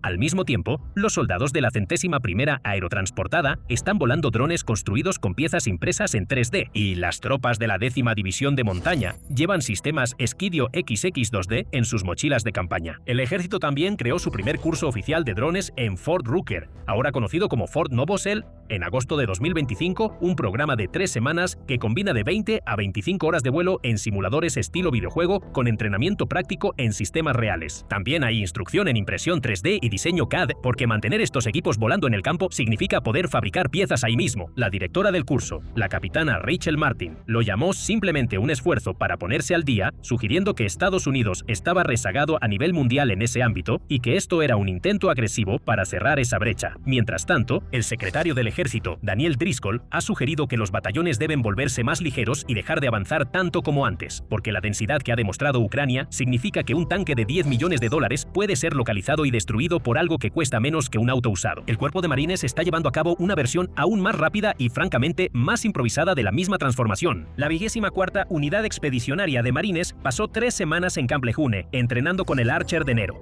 El Archer es un cuadricóptero de 8 pulgadas construido en el 2º California, que cuesta alrededor de $2.000 y ha sido aprobado por Blue UAS, lo que significa que no tiene componentes chinos que dominan el mercado de drones comerciales y que podrían afectar la cadena de suministro en un posible conflicto más amplio entre Estados Unidos y China, incluso a través de terceros. El Cuerpo de Marines también firmó un contrato de aproximadamente $17 millones por unos 8.000 drones Archer, pero ese campamento intensivo de 3 semanas también indica cuánto necesita Estados Unidos ponerse al día con los actores existentes. Rusia e Irán han tenido años de combate real para perfeccionar estabilidad. El Cuerpo de Marines está tratando de acortar esa curva a 3 semanas, porque la alternativa es desplegar marines sin ninguna respuesta ante una amenaza que ya todos los adversarios despliegan de forma habitual. Ahora, aquí es donde entra el problema de la cantidad, porque entrenar a los marines y soldados para volar drones no sirve de nada si no hay suficientes drones para repartir. El Departamento de Defensa estableció la meta de desplegar decenas de miles de drones FPV para finales de 2026. Para comparar, China y Rusia pueden producir millones por año, pero hay una gran discrepancia entre la cantidad de drones planeados y el personal y el entrenamiento necesarios para volarlos. Si mañana le entregaras millones de drones al Cuerpo de Marines, todos, excepto unos pocos miles, se quedarían en una estantería simplemente porque no hay suficientes marines entrenados para volarlos todavía.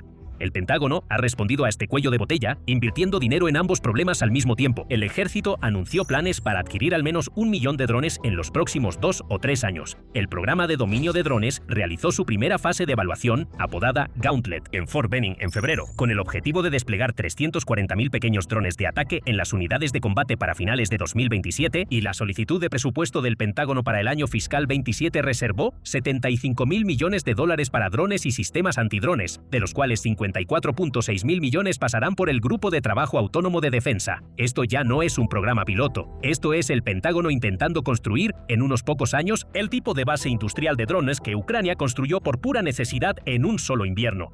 Y aunque el dinero es importante, Ucrania tiene algo mucho más valioso todavía. Pero antes de entrar en eso, asegúrate de suscribirte al programa militar para recibir las últimas noticias sobre la guerra en Ucrania y los desarrollos geopolíticos y militares globales. Ucrania tiene información sobre cómo funcionan exactamente los drones, contra qué sistemas son más efectivos y años de estadísticas reales de campo de batalla y grabaciones que lo respaldan todo. Así que Hegseth le dijo al Senado que él personalmente ha aprobado la presencia de personal estadounidense adicional en Ucrania, específicamente para estudiar el campo de batalla de los drones, tanto en ofensiva como en defensa. El secretario de Estado Marco Rubio fue aún más lejos en una entrevista con Fox News, llamando a las Fuerzas Armadas de Ucrania el ejército más fuerte y poderoso de Europa, construido sobre nuevas tácticas y técnicas forjadas bajo la presión de una guerra existencial. Cuando andanadas de drones vinculados a Irán atacaron Medio Oriente en respuesta a las operaciones de Estados Unidos, Ucrania de hecho ofreció enviar drones y un equipo de expertos en drones para ayudar a proteger las bases estadounidenses en Jordania. El presidente ucraniano, Volodymyr Zelensky, también sugirió que ya había propuesto un acuerdo de producción de drones por $50.000 millones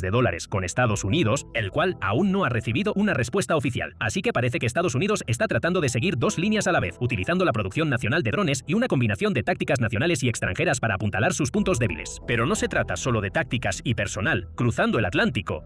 Aunque el gobierno de Estados Unidos no firmó acuerdos oficiales de producción de drones con el gobierno ucraniano, las empresas ucranianas de drones han comenzado a establecerse en territorio estadounidense. F-Drones, un fabricante ucraniano fundado en 2023 que se ha convertido en un proveedor importante para las fuerzas ucranianas, así se convirtió en la primera empresa ucraniana autorizada por el gobierno ucraniano para exportar sistemas de drones militares a Estados Unidos. A través de su filial estadounidense, Ukrainian Defense Drones, la empresa está construyendo su primera fábrica en Estados Unidos, en Oland, Ohio. Esta inversión está respaldada directamente por un contrato del Pentágono bajo el programa de dominio de drones del Departamento de Defensa para un pedido inicial de 2.000 drones FPV. El arma clave aquí es el dron de ataque F-10 de F-Drones. que fue probado en combate en Ucrania, y posteriormente pasó a ocupar el sexto lugar en la primera fase de la evaluación de dominio de drones. La empresa también está trayendo su interceptor antidrones F-7, un sistema diseñado para perseguir y destruir drones kamikaze baratos como los Shahed iraníes, la misma familia de armas que destruyó aeronaves estadounidenses en tierra en Arabia Saudita en marzo pasado. F-Drones también es una de las 48 empresas que compiten en la segunda fase del programa de dominio de drones, que se espera produzca hasta 10 ganadores y podría ser que el Pentágono compre hasta 60.000 drones más, pero estos todavía son, podría decirse, números de novato. El complejo industrial de defensa de Ucrania ha crecido de aproximadamente $1.000 millones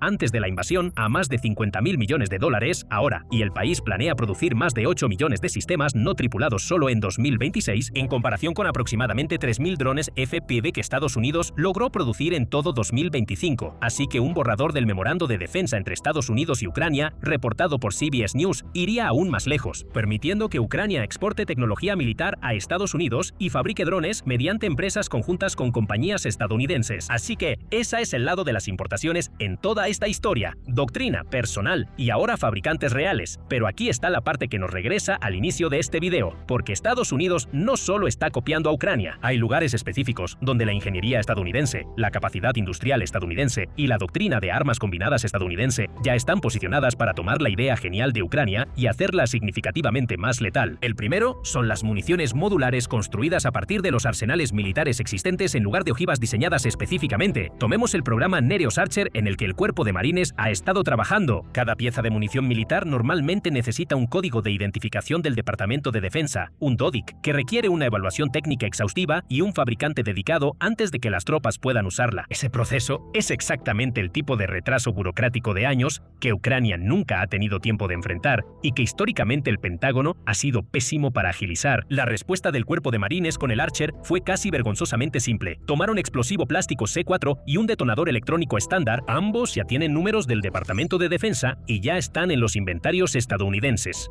Por toneladas, empacan el C4 en un contenedor, pasan el detonador por la parte trasera y luego atornillan ya sea un disco de fragmentación antipersonal o una carga hueca, un penetrador explosivamente formado en la parte frontal, dependiendo de si el objetivo es infantería o blindaje. Debido a que la ojiva en sí no contiene explosivos hasta que se ensambla, nunca necesitó su propio número del Departamento de Defensa, y los marines nunca tuvieron que volver a aprender cómo manejar una nueva clase de explosivo, ya que ya entrenan con C4 constantemente. Esa única solución fue lo que permitió que la infantería de marina llevara esta arma de un concepto, justo después de Navidad en enero del año pasado, a una capacidad de fuego real desplegada en Camp Lejeune, en poco más de un año, o menos tiempo del que a menudo le toma al ejército conseguir una sola pieza de repuesto que está en espera. Es una solución distintivamente estadounidense, usando la profundidad y estandarización de una cadena logística global existente para sortear un cuello de botella en adquisiciones, en lugar de intentar superar a Rusia y China en fabricación unidad por unidad. La segunda es que es resistente a interferencias gracias a enlaces de control analógicos y de fibra óptica deliberadamente de la vieja escuela. El entorno de guerra electrónica de Ucrania contra Rusia es uno de los más densos y sofisticados del mundo, y ambos bandos han aprendido que los sistemas de control digital y cámaras, aunque son más nítidos y precisos, tienden a fallar en el momento en que son interferidos. La plataforma Archer utiliza intencionalmente una cámara y un sistema de control analógicos en lugar de digitales, los cuales se degradan gradualmente bajo interferencias. En lugar de apagarse de golpe, le da al operador un poco más de tiempo para regresar el dron a casa o completar un ataque, incluso en condiciones electromagnéticas adversas. De hecho, las fuerzas ucranianas y rusas han optado por drones con cable de fibra óptica por la misma razón, ya que el cable físico no puede ser interferido en absoluto, y las unidades estadounidenses ya están probando ese mismo enfoque de fibra óptica, con variantes de Archer con fibra óptica presentadas a finales de 2025, combinando ese tipo de resiliencia con la mucho mayor inversión de Estados Unidos en investigación de guerra electrónica e inteligencia de señales, desarrollada durante décadas con un presupuesto de defensa e I+D mucho más grande del que Ucrania o Rusia han tenido jamás. Es un área genuina donde Estados Unidos puede ampliar lo que Ucrania comenzó, en lugar de simplemente replicarlo. La tercera es la guía autónoma, que en realidad es una ventaja de inteligencia artificial e ingeniería de precisión que Estados Unidos está especialmente posicionado para aprovechar. Los drones FPV de Ucrania son en su mayoría pilotados manualmente, lo que significa que su efectividad está limitada por las habilidades de un operador individual que observa una transmisión de video analógica. Pero el interceptor F-7, que F-Drones está construyendo ahora en Ohio, apunta hacia dónde va esto después. Durante la fase terminal de un enfrentamiento, el piloto solo controla la velocidad del dron, mientras la guía automática se encarga de todo lo demás, permitiendo esencialmente que una estructura aérea barata vuele por sí misma hacia un objetivo con una precisión que no depende del tiempo de reacción de una persona ni de sus nervios bajo fuego. Unir ese tipo de autonomía a bordo con la base de semiconductores de Estados Unidos, su ecosistema de investigación en visión por computadora y su mucho mayor reserva de talento en ingeniería de software, de la que ni Ucrania ni Rusia pueden disponer. ¿Es un camino en el que Estados Unidos puede dejar completamente atrás al enjambre pilotado manualmente? El cuarto es la llamada disciplina de desconflicción de armas combinadas, que suena demasiado técnica, pero en realidad es uno de los problemas más difíciles en la guerra con drones, y uno en el que el ejército estadounidense lleva 80 años dominándola. Para la coordinación del apoyo de fuego, el ejército estadounidense no trata a un dron de ataque de un solo uso como algo fundamentalmente diferente de un F-18, porque ambos son efectos letales que deben mantenerse separados de las tropas amigas que maniobran cerca. Pero Estados Unidos ya tiene medidas extensas implementadas en torno a sus otras opciones ofensivas aéreas, y el mismo concepto puede aplicarse a los drones, y como Estados Unidos ha sido más lento en incorporar drones a gran escala, en realidad tiene la oportunidad de implementar el uso de drones en una doctrina de armas combinadas desde el principio, en lugar de añadirlo después. Y la quinta y última parte es la base industrial en sí, la enorme escala de la manufactura estadounidense, la producción de semiconductores y el capital del sector de defensa al que Ucrania nunca tuvo acceso. Ucrania construyó una industria de drones de $50.000 millones desde cero bajo la presión de la guerra, un logro extraordinario desde cualquier punto de vista. Estados Unidos está tratando de usar las mismas bases tecnológicas e innovadoras detrás de esa industria y trasladarlas directamente a su propio complejo militar industrial. Recuerda, el presupuesto del Pentágono para armas aéreas no tripuladas para 2027 es de $75.000 millones, 50 veces más grande que toda la industria de Ucrania. Si esa capacidad industrial realmente se aplica a la escala que sugiere la cifra del presupuesto, Estados Unidos tiene una vía para eventualmente superar la producción de Ucrania por un amplio margen, especialmente considerando que ya cuenta con muchos de sus propios prototipos para empezar.